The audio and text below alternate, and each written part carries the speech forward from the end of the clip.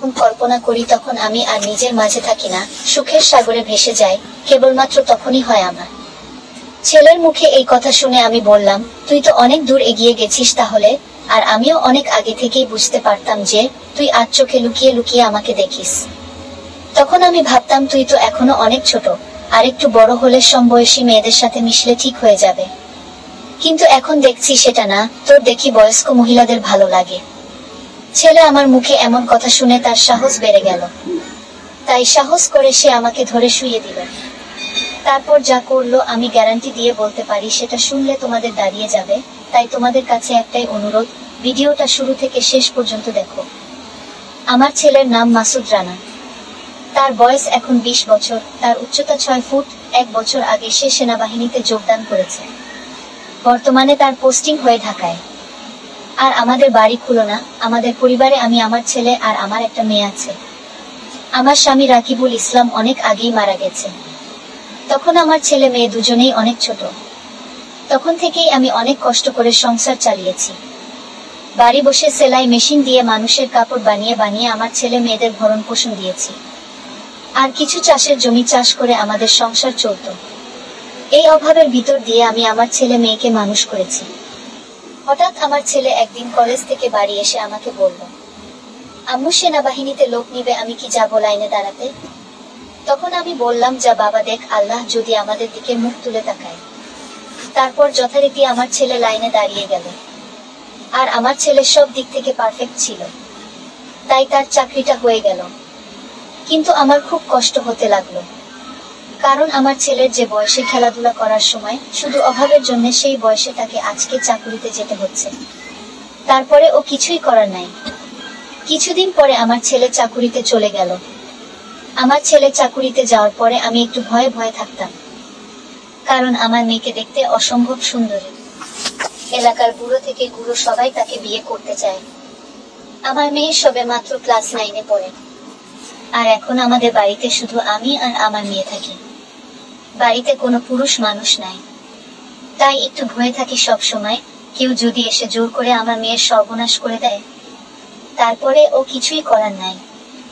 আমি আমার মেয়েকে স্কুলে দিয়ে আসি, আবার স্কুল ছুটি হলে আবার আমি তাকে নিয়ে আসি। সরি বন্ধুরা, আমার নিজের বর্ণনা এখনো দেওয়া হয়নি। আমার বয়স 35 বছর। আমি দেখতে অসম্ভব সুন্দরী, সব দিক থেকে একদম পারফেক্ট।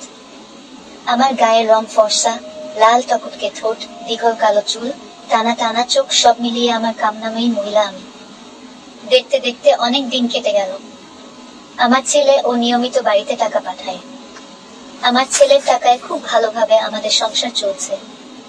আমার ছেলের সরকারি চাকরির বেতনের টাকায় আমার সৌন্দর্য যেন দিনকে দিন বেড়েই চলেছে। এদিকে আমার ছেলে গর্বে আমার বুক সব সময় ফুলেই থাকে। 7 বছরে ভাঙা ঘর থেকে পাকা ঘরের কাজ শুরু করেছে আমার ছেলে। হঠাৎ আমার ছেলে ছুটিতে বাড়িতে আসলো। তখন আমি তাকে বললাম, অনেক তো কষ্ট করছিস, এবার একটা বিয়ে করো। আমি অনেকদিন থেকেই তোর বিয়ের কথা ভাবছি। তখন আমি অনুভব করলাম আমার ছেলে আমার কথা এড়িয়ে যাচ্ছে। তখন আমি তাকে বললাম, আমি তোকে কি বলছি তা তোর কানে যাচ্ছে না? তখন ছেলে আমাকে বলল, আমি এখন বিয়ে করতে পারবো না। আমি তখন বললাম, কেন পারবি না? তোর তো বিয়ের বয়স হয়েছে, আর তাছাড়া তোর বোন ও বড় হয়ে গেছে। তাকে বিয়ে দিলে আমি একা একা এই বাড়িতে কিভাবে থাকবো? এইসব কথা বলতে বলতে হঠাৎ দেখি আমার ছোট ভাই আমাদের বাসায় আসলো। আমার ছেলে ছুটিতে এসেছে শুনে আমার ভাই আমাদের বাড়িতে আসছে।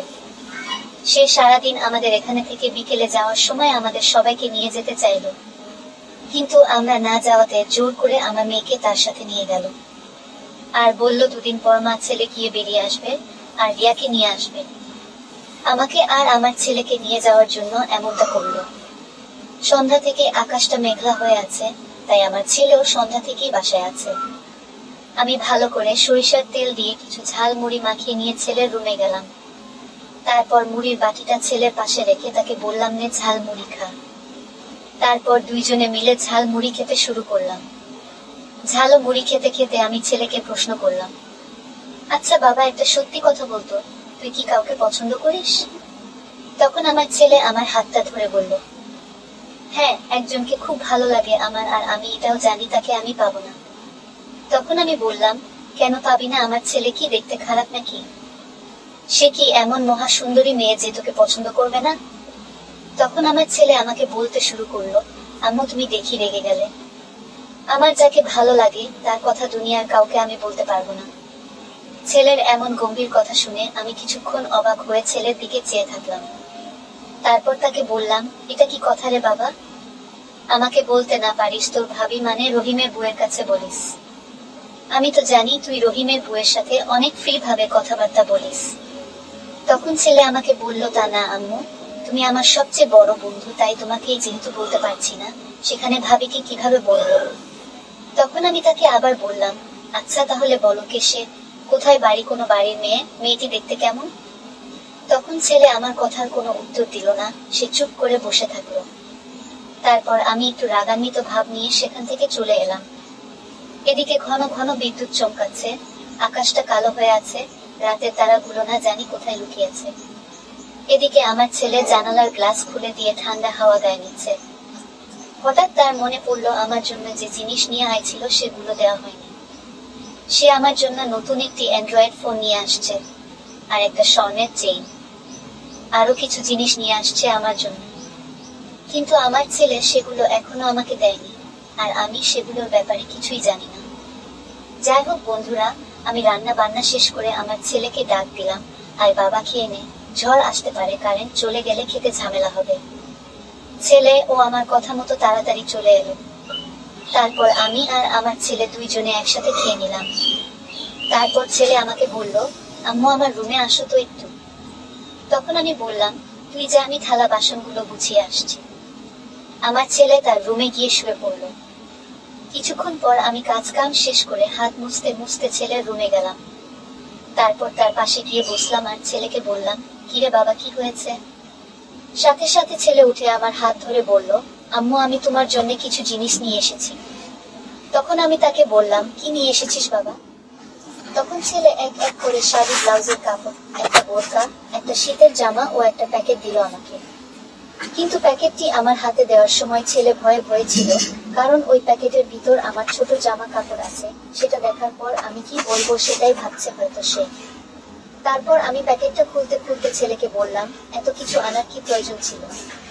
তোর কি বুদ্ধিশুদ্ধি হবে না কখনো? প্রতিবারই এত কিছু আনা লাগবে তোর? তখন ছেলে আমাকে বলল, আচ্ছা আম্মু তোমার যা লাগে তা আমি আনবো না, তা আর কে আনবে শুনি? আব্বু বেঁচে থাকলে আব্বুই আনতো সবকিছু। আব্বু যেহেতু বেঁচে নাই সেহেতু আব্বুর দায়িত্ব আমাকে পালন করতে হবে তো।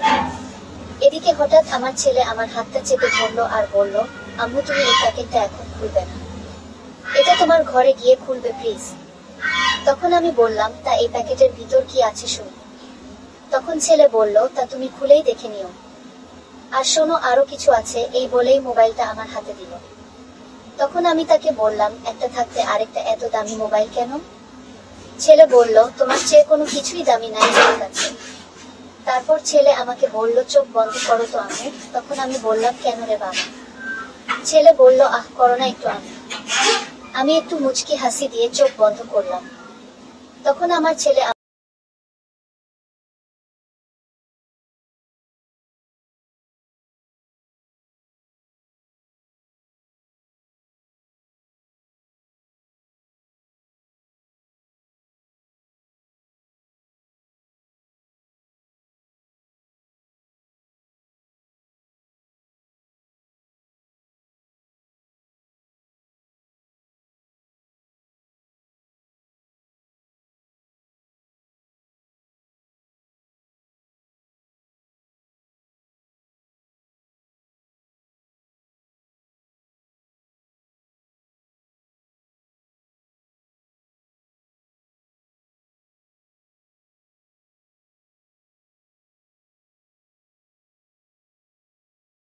আমি না দেখি। আমি বললাম, আচ্ছা বাবা আর কাঁদবো না। তখন ছেলে বলল, তাহলে এখন শাড়িটা পরে দেখাও তো দেখি কেমন লাগে। তখন আমি বললাম, আমি বিধবা মানুষ, আমার এমন লাল টকটকে শাড়ি পরলে মানুষ কি বলবে? ছেলে বলল, কে কি বললো তাতে তোমার কি যায় আসে? আর এখানে মানুষ আসবে কোথা থেকে? মানুষের সামনে না পড়তে চাইলে পড়ো না, এখন আমাকে তো পরে দেখাও।